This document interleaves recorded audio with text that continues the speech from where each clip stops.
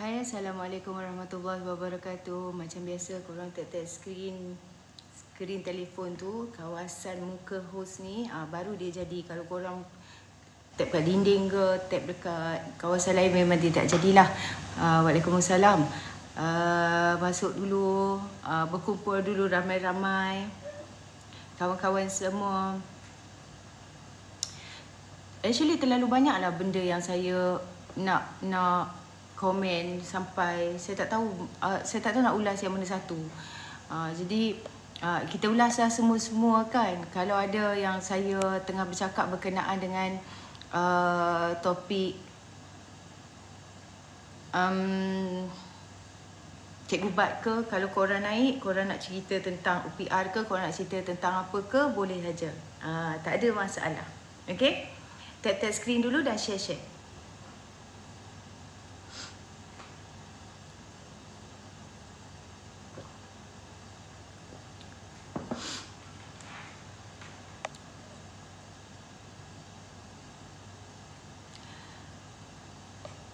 Dah berapa K? 3.4K terbaik. Okay, sikit lagi 5K. Lepas tu kita start.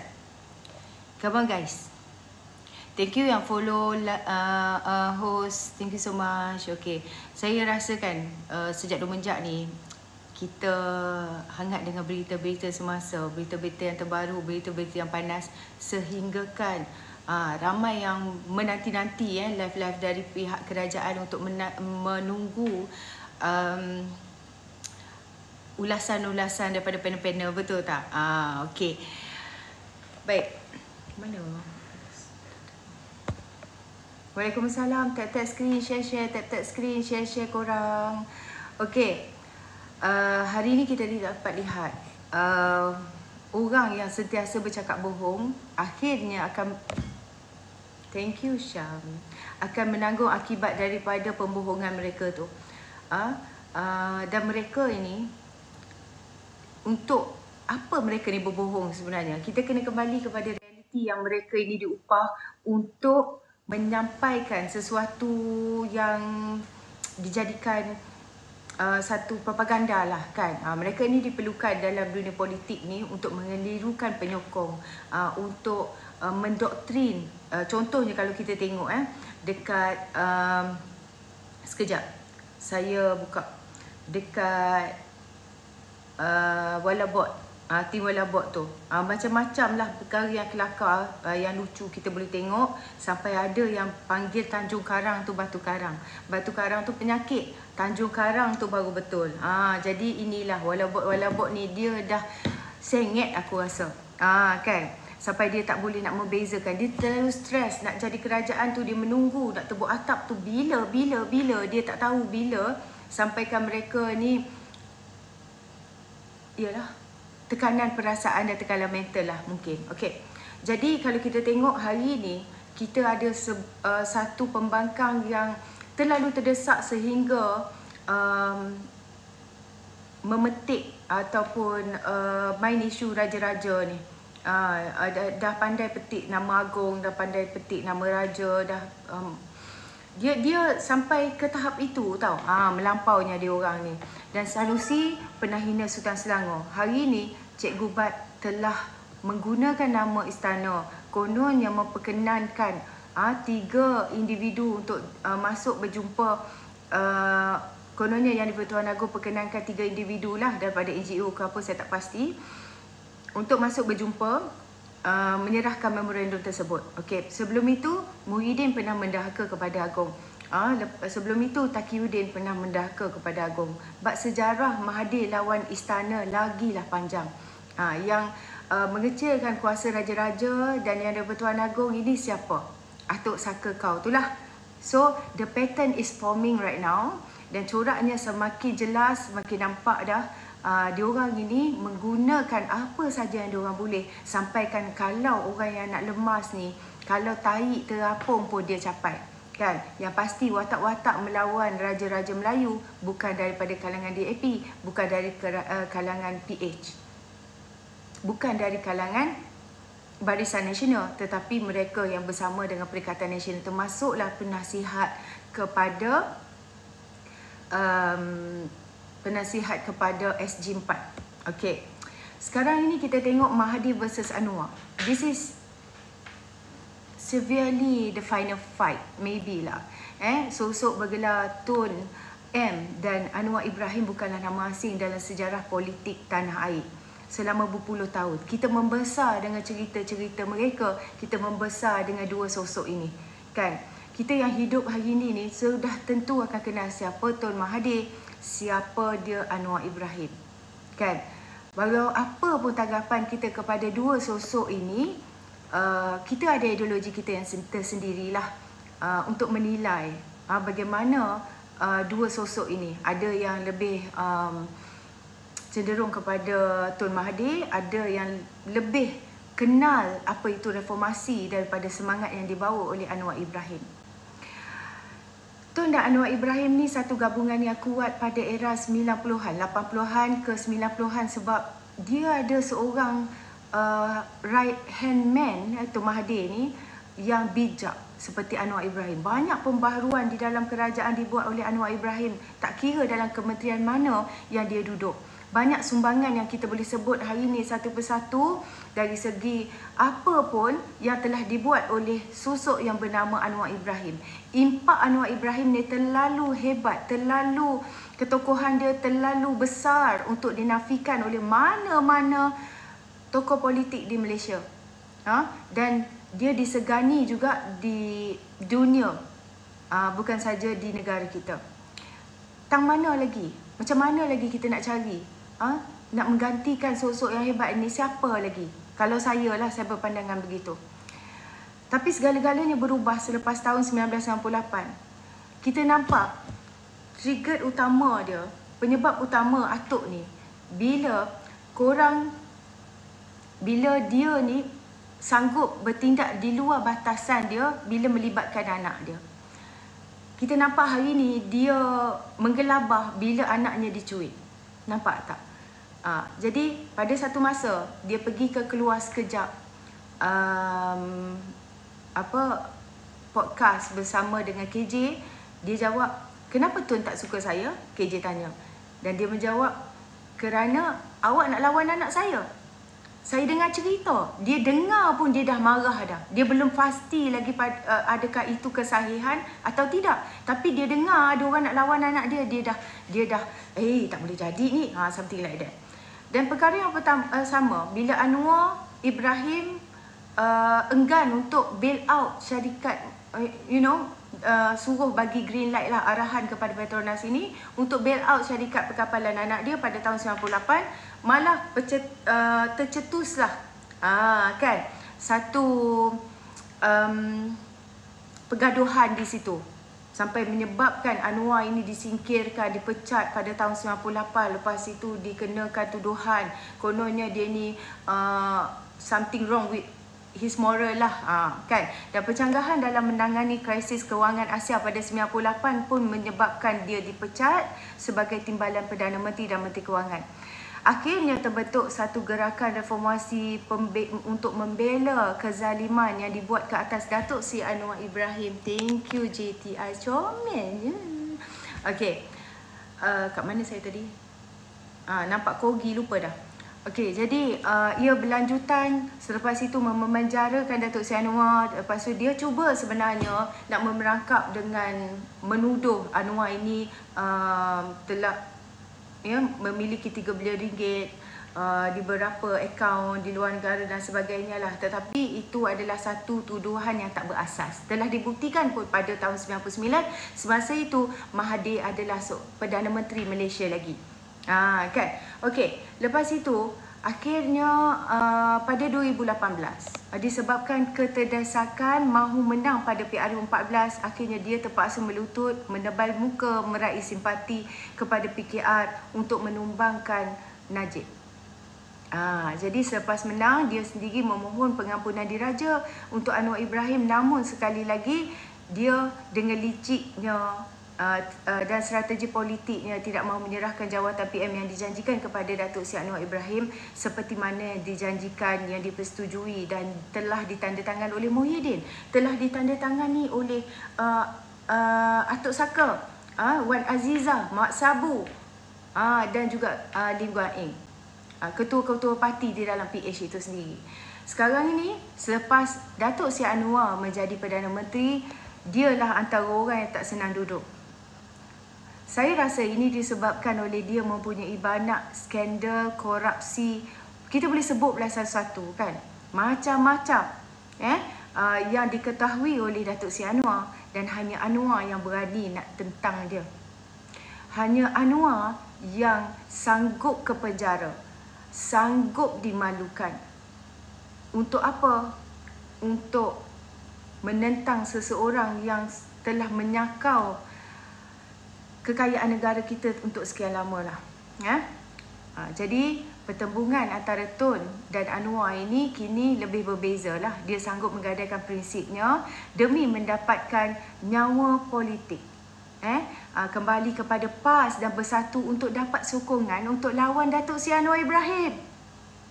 Kan? Dan kita tengok pelbagai langkah lah dirancang untuk menumbangkan Datuk Seri Anwar Ibrahim. Tapi tak ada satu pun yang berhasil. Mungkin dia tertewas pada masa lalu. Bukan tertewas lah, saya rasa terduduk lah. Dia tak pernah tewas. Orang yang berani kerana benar ni dia takkan tewas. Kan? Malah kerana konsistennya, kerana ketabahan, kerana sifat yang tak reti apa itu letih, jemu dan give up ni kan. Macam hero filem Hindustan lah. Hero kalah dulu. Hero kalah dulu. Endingnya dia adalah pemenang yang sebenar. Dan itu memberi satu semangat kepada diri saya pun sendirilah. Okey. Tipulah kalau saya ni tak ada rasa macam fed up lah nak buat live ni. Malas lah, tak ada mood lah kan. Kadang-kadang rasa macam dah cukup lah kot. Dah setahun lah, something like that kan. Tapi I don't know why I keep going. Dan Alhamdulillah kan, kita tak tahu outcome dia macam mana.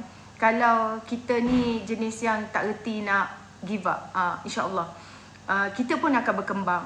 Dulu daripada dulu tak berapa nak petah, sekarang ni terima kasih CTI.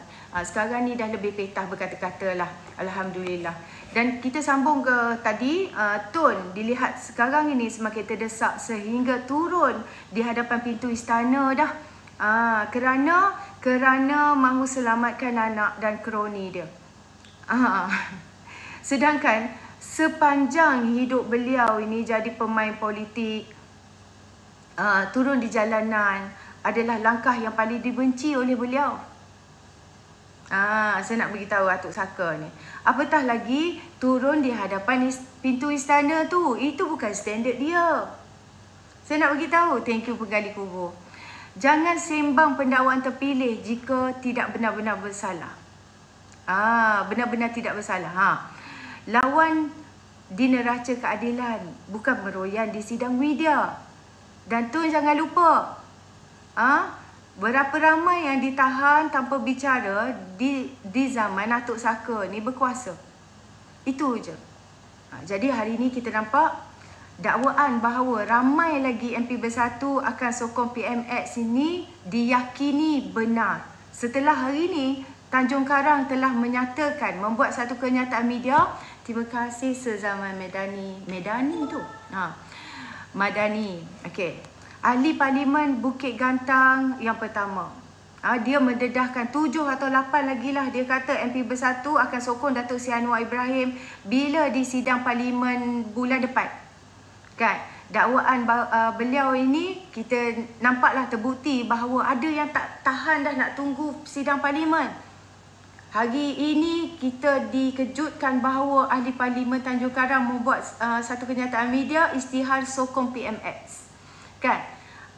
Nyata ia memang benar-benar berlaku. Kau bayangkan dia sibuk atas atap pergi depan pintu istana dan sebagainya, nak selamatkan Melayu, tapi mereka yang tak selamat sebenarnya. Tiba-tiba hari ni aku rasa kelakar lah. Memang kelakar lah. Kelakar gila. Sebab mereka berkumpul depan istana kemarin, tiba-tiba dia bangun pagi ni, dia dapati ada kenyataan daripada Tanjung Karang yang telah isytihar sokong PMX. Siapa yang diorang rasa sebenarnya? Apa yang Walabot rasa? Duk panggil kepada Tanjung Karang ni pengkhianat lah apa kan? Sekarang ini, kalau kita tengok, biasanya orang yang terdesak ni, macam Perikatan Nasional, macam Atuk dan sebagainya, biasa keadaan tak akan berpihak kepada mereka lah. Kamu tenang-tenang sudah. Kan kekal tenang, kekal tenang, kekal tenang. Kenapa kamu yang menggelabah ni kita tengok? Kan? Jadi memang munasabah apa cerita yang diwar-warkan berkenaan dengan 7 hingga 8 MP, mungkin lebih lagi yang akan menyokong PMX ini, memang benar lah. Dan saya ada list di sini, dikatakan okey, sekarang ni yang menyokong PMX dah 6 orang, iaitu Kuala Kangsar, Labuan, Jeli, Gua Musang, Bukit Gantang dan Tanjung Karang. Okey. Lepas itu dikatakan heboh. Kawan-kawan influencer saya ni duk bercerita, dia kata, kau tahu tak masjid ni? Thank you Tuan Muda. Thank you so much Tuan Muda. Okay, bye-bye. Okay, jadi Kuala Kangsar, saya ulang, Kuala Kangsar, Labuan, Jeli, Gua Musang, Bukit Gantang dan Tanjung Karang telah pun menyatakan sokongan mereka ini kepada PMX. Dikatakan Langkawi pun akan menyusul. Ini hearsay lah. Kita tunggu dan lihat. Kita tengok pada Februari nanti buka parlimen nanti, adakah individu ini Kubang Pasu, dikatakan Padang Rengas juga, Gerik, Lumut, Hulu Terengganu, Merbuk. Ya ke ni? Kita tunggulah. Yang saya tak boleh brain tu, ada cerita mengatakan bahawa Masjid Tanah pun akan menyokong PMX. Aku rasa macam seriously, tapi kita tunggu dan lihat sajalah sama ada apa yang kita dengar ni, sama ada ia adalah sahih atau tidak. Kita hanya akan tahu bila mereka menyatakan sokongan lah. Sekarang ni diorang duk gosip-gosip lah berkenaan dengan itu. Okey, jadi bila dah 6 MP ni mereka ini telah menyokong PMX, ini bermakna tamparan hebat yang sangat dahsyat kepada muka Mahyadin lah. Ya, weh, Sezo, Masya Allah, murahnya rezeki saya malam ni. Terima kasih. Dan print screen. Okey, jadi bermakna kalau dah ada lagi tambah sokongan daripada MP daripada Bersatu, kenyataan media telah dibuat, bermakna sokongan kepada PMX dan Kerajaan Madani ni tidak goyang. Dan parti Bersatu dan juga wala bot, wala un, wala apa, segala walak lah, mereka ni terpedaya. Terpedaya dan mereka ni tak pandai nak gari MP mereka. Semua parti buat perlembagaan parti yang baru untuk mengikat MP-MP diorang ini daripada menyatakan sokongan kepada mana-mana parti yang lain dan mengikut apa yang parti putuskan. Kenapa mereka ni tak mengubah benda tu? Itu yang menjadi persoalan kepada saya. Dan mungkin ramai lagi yang bakal menyusul. Pimpinan tertinggi Bersatu sewajarnya pecat sajalah MP-MP yang lompat sokongan ni. Dia bukan lompat lah, tapi menyatakan sokongan kepada PMX. Pecat saja. Jadilah seorang yang bermaruah. Pecat mereka yang telah menyatakan sokongan kepada PMX. Hey, apa korang buat ni? Korang tak hormat kepada parti ke? Korang tak hormat kepada presiden ke? Biar mereka ni masuk jadi ahli UMNO balik ke? Thank you. Kalau diorang ni tak nak jadi bebas sangat kan? Ataupun mereka ni nak masuk UMNO balik ke? Nak masuk PKR ke? Nak masuk, biarlah dia. Buat apa nak menyimpan lagi bangkai yang melantung busuknya? Korang juga yang mengatakan mereka ni pengkhianat. Buang aja. Betul tak? Buang aja. Kita cabar Bersatu buang MP-MP yang telah menyatakan sokongan tersebut. Tak payah nak digantung-gantung lagi lah. Bertindak macam itu lagilah dia orang tak takut. Sebelum ada 10 lagi, sebelum ada 12 lagi, macam mana? Buat macam apa Zahid Hamidi buat. Betul tak? Zahid Hamidi buat apa? Dia pecat. Walaupun KJ seorang yang famous. KJ ni famous tak? Famous. Saya salute lah kat Presiden UMNO. Dia tak suka aja dia pecat. Apa dia kisah? Masa sebelum pilihan raya umum lagi, siapa yang dia nampak lebih pro kepada Perikatan Nasional, siapa pun kau tak boleh nak bertanding. Contohnya Anwar Musa. Contohnya Syahidan Kasim. Padan muka hampa. Hampa nampak sangat macam Balaci Mahyadin masa tu. Kan?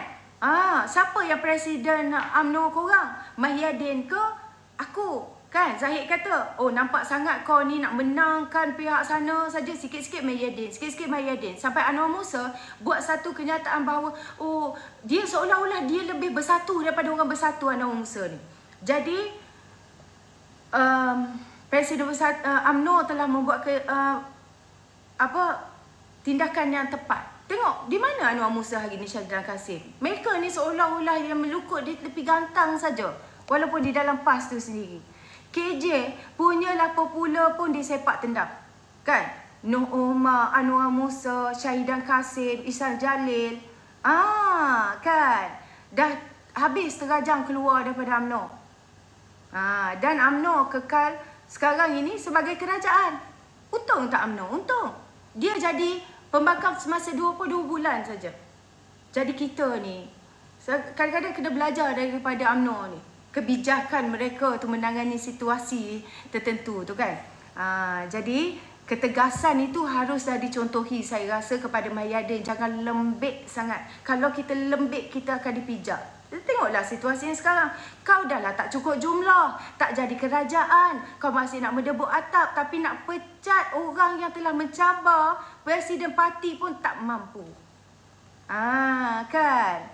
Jadi, kepada Tan Sri Muhyiddin, Presiden Bersatu, janganlah tunjuk lembik. Kawallah macho tu. Dulu bukan main kau berkempen PM tepi, oi PM tepi, kata kau orang kan. Okey, saya nak invite lah beberapa orang ni. Saya harap beranilah naik. Sebab kita pun kadang-kadang nak dengar juga. Okey. Jadi kalaulah sebuah institusi tu, tadi rasa macam Hussein nak naik, saya saja biarkan kejap. Request balik Okey, jadi kita orang ni, orang-orang citizen yang biasa ni, jadi lemas dengan adengan-adengan perangai-perangai buruk yang ditonjolkan oleh sang politikus yang pelahap kuasa ni. Kan? Jadi inilah menyebabkan nama demokrasi itu sendiri rosak. Jadi kita cabar, kita semualah cabar Tan Sri Muhyiddin supaya pecat 6 MP yang dah maafkan saya, yang dah menyatakan sokongan kepada PMX, yang tidak menghormati beliau sebagai Presiden Parti, yang tidak faham sebenarnya Perikatan Nasional sekarang ini masih lagi terdesak nak jadi kerajaan. Fahamilah perasaan seorang yang bernama Muhyiddin ni, 17 bulan itu menjadi Perdana Menteri tak cukup puas lagi bagi dia. Kesian dekat dia. Kan? Jadi tolonglah fahami MP-MP yang 6 orang ni, fahami, dan yang nak nyatakan sokongan ni tolong faham bahawa dia ni terdesak. Lebay-lebay ni terdesak. Dulu 33 bulan tu, ya Allah nikmatnya kan. Berjawatan besar, pergi mana-mana orang escort, polis escort, tak payah nak bersesak-sesak, orang bagi laluan dan sebagainya. Jadi menteri, masuk aja sign, pergi rasmi sana sini, dapat VVIP punya pass, kat mana pun jadi orang hebat, dikenali kan. Mana nak cari lagi keadaan yang sama? Tak puas lagi, lebay kata. Jadi kali ini kita tengok kesihanilah mereka. Kan. Jadi yang paling gembira, ahli-ahli parlimen bersatu isytihar sokongan kepada kepimpinan PMX bukanlah Pakatan Harapan, tapi saya rasa UMNO. Dulu okey, up, kenapa tak request nak suruh saya up, request lah. Saya dah invite lah Putra Aduka. Kalau dia tak naik, saya tak tahulah kenapa. Saya dah invite dah. Silakan, kalau siapa saja nak naik, sila request.